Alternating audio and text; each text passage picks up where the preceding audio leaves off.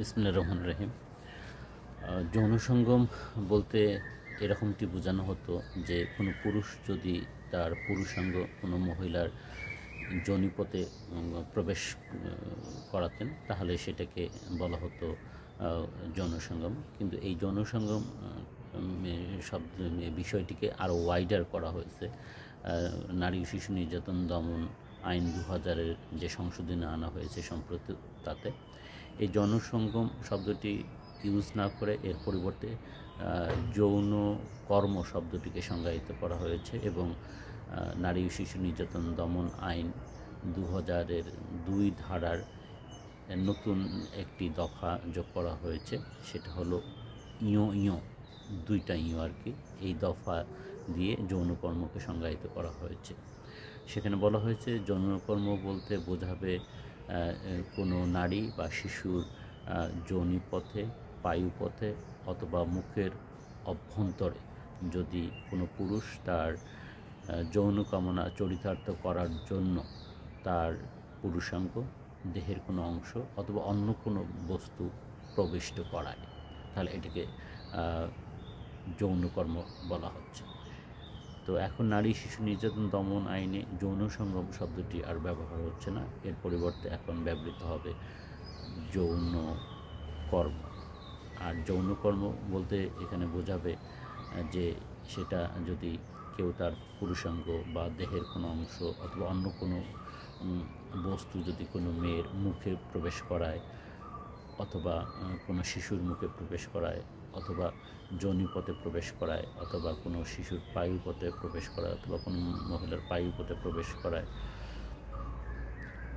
তাহলে এটাকে যৌনকর্ম বলা হবে। এবং এই যৌনকর্ম করলে সেটা ধর্ষণের পর্যায়ে পড়বে। যদি কেউ 16 বছরের নিচের কোনো মহিলার সঙ্গে এ ধরনের যৌনকর্ম করে তাহলে সেটা সম্মতি থাকুক অথবা না থাকুক, উভয় ক্ষেত্রে এটা ধর্ষণের অপরাধ বলে বিবেচিত হবে। কিন্তু এই যৌনকর্ম যদি 16 বছরের ঊর্ধ্বের কোনো মহিলার সঙ্গে বিবাহ বন্ধন ব্যতীত কেউ সম্পন্ন করে, ভয়ভীতি দেখিয়ে প্রতারণামূলকভাবে অথবা অন্য কোনোভাবে, তাহলে সেটিকে বলা হবে ধর্ষণের অপরাধ। তাহলে নতুন আরেকটা জিনিস দেওয়া হয়েছে 9-এর খতে, সেটাকে বিবাহের প্রলোভনে যৌন পরিবার দণ্ড। সেখানে 7 বছরের কারাদণ্ডের বিধান রাখা হয়েছে এবং অর্থদণ্ড। সেখানে বলা হয়েছে যে যদি কোনো ব্যক্তি দৈহিক বল প্রয়োগ ব্যতীত, অর্থাৎ সম্মতিতে কোনো দৈহিক বল প্রয়োগ ব্যতীত বিবাহের প্রলোভন দেখাইয়া, অর্থাৎ বিবাহ করার প্রতিশ্রুতি দেবে, বিবাহ করবে বলে মেয়েটাকে জানাবে এবং এই বিবাহ করার কথা বলে তার সঙ্গে যদি যৌন সঙ্গম করে, অর্থাৎ 16 বছরের ঊর্ধ্বের কোনো মেয়ের সঙ্গে যদি বিবাহের প্রলোভনে যৌন সঙ্গম করে, তাহলে এটাকে যৌন কর্ম করে, যৌন সঙ্গম না, যৌন কর্ম করে, তাহলে এটিকেও শাস্তিযোগ্য করা হয়েছে এবং এর শাস্তি 7 বছরের কারাদণ্ড, সশ্রম কারাদণ্ড এবং জরিমানা। এখানে আরেকটা জিনিস বলা হয়েছে, বিবাহের প্রলোভনে যৌনকর্ম করার ক্ষেত্রে তাদের মধ্যে আস্থাভাজন সম্পর্ক থাকতে হবে। এখন প্রশ্ন হলো যে এই আস্থাভাজন সম্পর্কটা কিভাবে মেয়েটা প্রমাণ করবে? যে কোনো মেয়ে বলতে পারে একজন পুরুষের বিরুদ্ধে যে তিনি আমার সঙ্গে যৌনকর্ম করেছেন বিবাহের প্রলোভনে। এতটুকু বলাই তার জন্য যথেষ্ট হবে না। তাকে তার সঙ্গে তার পুরুষ সঙ্গীটির সঙ্গে যে তার একটা আস্থাভাজন সম্পর্ক আছে সেটা প্রমাণ করতে হবে। আর আস্থাভাজন সম্পর্ক প্রমাণ করার ক্ষেত্রে তাকে ওই ছেলেটির সঙ্গে বিভিন্ন হোটেল মোটেলে যাওয়া, তাদের সঙ্গে যৌথ ছবি অথবা তাদের হোয়াটসঅ্যাপ চ্যাটিং অথবা মেসেঞ্জারের চ্যাটিং বা অন্য কোনো এই ধরনের বিষয়গুলো যদি দেখিয়ে তাদের মধ্যে একটা সম্পর্ক প্রতিষ্ঠা করতে পারে, তাহলে কেবলমাত্র এই নতুন যে আইন বিবাহের প্রলোভনে যৌনকর্ম করার অপরাধ সেটা তিনি প্রতিষ্ঠিত করতে পারবেন। এই জন্য আপনারা যারা আইনজীবী আছেন, যদি